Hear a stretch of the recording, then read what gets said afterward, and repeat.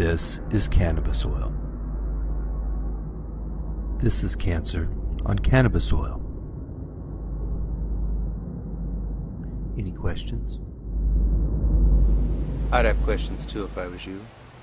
So here's my story. My name's David Triplette, and I cured my skin cancer using cannabis oil. Several years ago, I had 2 lesions removed from the tip of my nose. In 2009, the lesions began to return in several places. I went to the doctor, and the doctor gave me a prescription for a cream. He told me to put the cream on my entire face and neck. He also told me to wait until after the holidays to use it because it may cause some redness. I did a Google search for the cream and I realized it was chemotherapy. Next, I found some photojournals of people who have used the cream.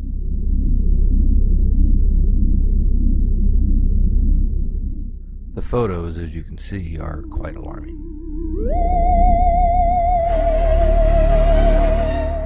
After seeing the results of what the chemotherapy cream can do, I decided to look into alternatives. Recently, my friend Jennifer had sent me a video about Rick Simpson curing cancer with hemp oil. It was called Run from the Cure, so I decided to start there. After I watched Run from the Cure, I began to do some searches. I was really surprised at how much information was available. These are a few of the videos I found. Breast cancer kills more than 41,000 American women every year. Researchers in the San Francisco lab are working to shrink that number, and they're doing it with an unusual weapon, marijuana. It's not just THC. These trichomes contain CBD, another valuable chemical. We're fascinated by this stuff. And what we found is that this compound called cannabidiol was particularly effective at inhibiting aggressive breast cancer. I discovered that despite my training in medicine and science, I had been brainwashed that this substance, marijuana, that in fact it's remarkably non-toxic. There's never been a death from it.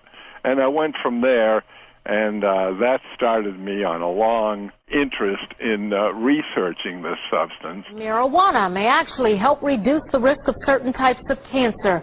A new Brown University study found long-term pot users are 62% less likely to develop head and neck cancers. This includes cancers of the mouth, tongue, nose, sinus, throat, and lymph nodes. Breast cancer, prostate cancer, pheochromocytoma, lymphoma, leukemia, skin cancer, a whole variety of cancers that in experimental situations, meaning in tissue culture or in animal models, you can in fact show that cannabinoids kill these cancers. Into its bloodstream and was carried to its brain. There it met the cannabinoid receptor evolved so many millions of years earlier in the humble sea squirt. And it just so happened to fit, like a key in a lock. Researchers suggest chemicals found in pot called cannabinoids can have an anti-tumor effect. People are quite excited about the ability of these cannabinoids to kill cancer cells. After a few more searches and watching a few more videos, I decided it was time to get myself some cannabis oil. Because I live in California, I was able to go to one of the dispensaries to get some hemp oil. At the dispensaries, they refer to it as hash oil. It's also called honey oil and cannabis extract. Most people in California, such as myself, refer to it as hash oil. I used the oil for 3 to 4 weeks before I saw any results. Then the results were dramatic. Not only was the oil healing my nose, but it was bringing cancer to the surface that I didn't even know was there.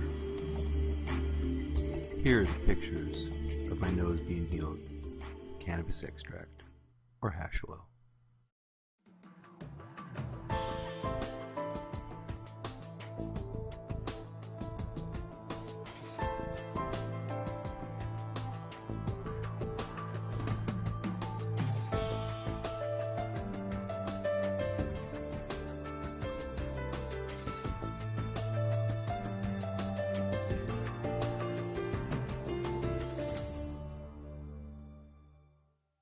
As you saw, the cancer was pulled to the surface and healed. Pretty dramatic. In this side view, you can clearly see the cancer being pulled to the surface and healed. The greenish brown stuff you see is the oil.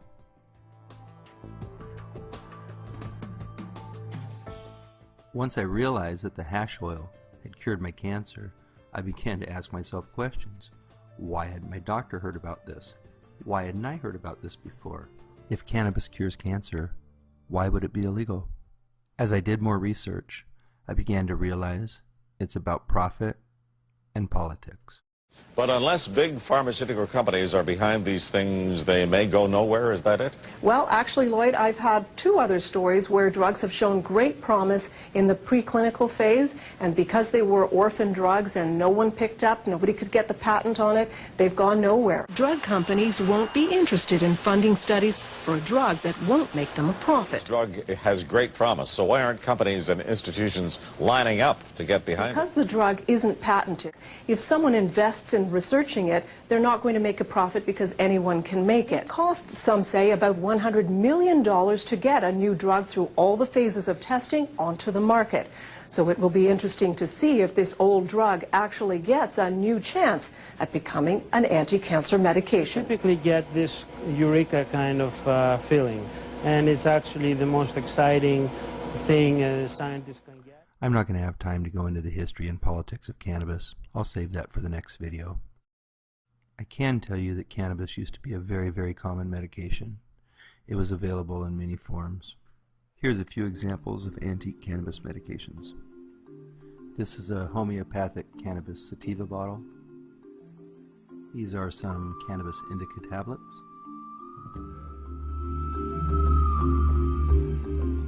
This is a cannabis indica cough syrup.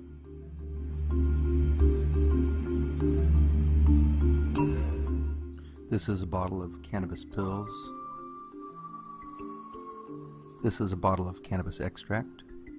This is another bottle of cannabis extract. This is Dr. James cannabis indica extract. This is a corn cure. Its main ingredients were cannabis indica.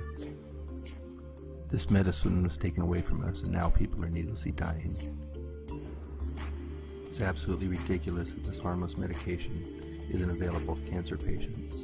I ask you to please do everything within your power to get the word out that cannabis, without a doubt, cures cancer. The National Cancer Institute, the American Cancer Society, and members of our government have known since 1975 that cannabis cures cancer. The 1975 report has resurfaced and is now available online. It has become clear to me that because of politics and money, a cancer cure has been kept from us and people are needlessly dying. If you've lost somebody from cancer, the chances are their life could have been saved if the oil was available to them. Please share this information with every doctor, researcher, and news outlet you can think of. All we want to do is heal ourselves, and there shouldn't be a law against that.